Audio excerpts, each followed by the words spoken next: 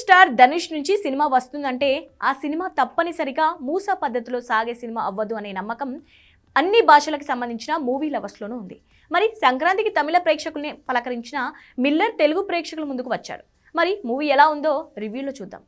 British వాళ్ళు ఇండియాని పరిపాలిస్తున్న కాలంలో కుల వివక్ష కారణంగా ఒక గ్రామాల్లోని అణగారిన వర్గాల ప్రజల్ని వాళ్ళ యొక్క కులదైవమైన గోరాహరుడు గుడిలోకి ఆ ఊరి జమీదారులు అనుమతించారు. అదే వర్గానికి చెందిన అగ్నీశ్వర సొంత వాళ్ళ కంటే బ్రిటిష్ వాళ్ళే నయం అనుకుని బ్రిటిష్ సైన్యంలో చేరుతాడు.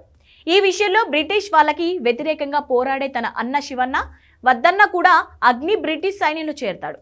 ఇంకో పక్క జమీందారులకి ఇష్టం లేకుండా గుడిలో ఉన్న గోరాహరుడి విగ్రహాన్ని బ్రిటిష్ వాళ్ళు తీసుకెళ్తారు. అలాగే బ్రిటిష్ సైన్యం మీద కోపంతో బయటకు వచ్చిన అగ్నీశ్వర ఒక దొంగల మూటాల్లో చేరి దొంగతనాలు చేస్తుంటాడు. అసలు అగ్ని బ్రిటిష్ సైన్యం నుంచి ఎందుకు బయటకు వచ్చాడు? గోరాహరుడి విగ్రహం యొక్క కథ ఏమైంది? శివన్న లక్ష్యం నెరవేరిందా? తన గ్రామ ప్రజల్ని అగ్నిగుడి ప్రవేశం చేయించాడా? అసలు అగ్ని బ్రిటిష్ సైన్యం నుంచి ఎందుకు బయటకు వచ్చాడు? గోరాహరుడి విగ్రహం యొక్క కథ ఏమైంది? శివన్న లక్ష్యం నెరవేరిందా? తన గ్రామ ప్రజల్ని అగ్నిగుడి ప్రవేశం చేయించాడా?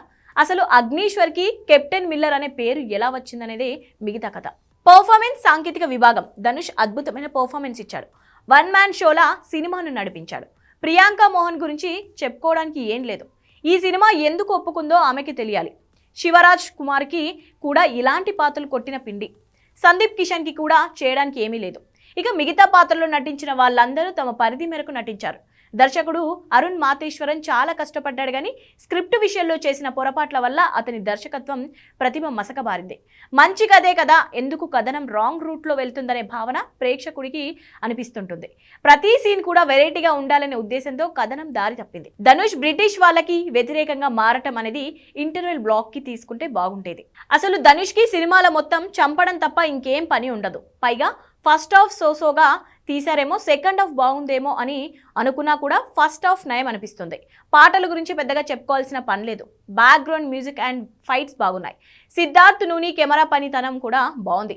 ఓవరాల్గా కెప్టెన్ మిల్లర్ గురించి ఫైనల్గా చెప్పుకోవాలంటే ధనుష్ మీద నమ్మకంతో సినిమాకి వెళ్తే దర్శకుడు అరుణ్ మాతేశ్వరన్ ధనుష్తో పాటు ప్రేక్షకుల్ని మోసం చేశారు. తుపాకుల మోతలు తప్ప సినిమాలో ఏమీ లేదన్న ఫీలింగ్ కలుగుతోంది.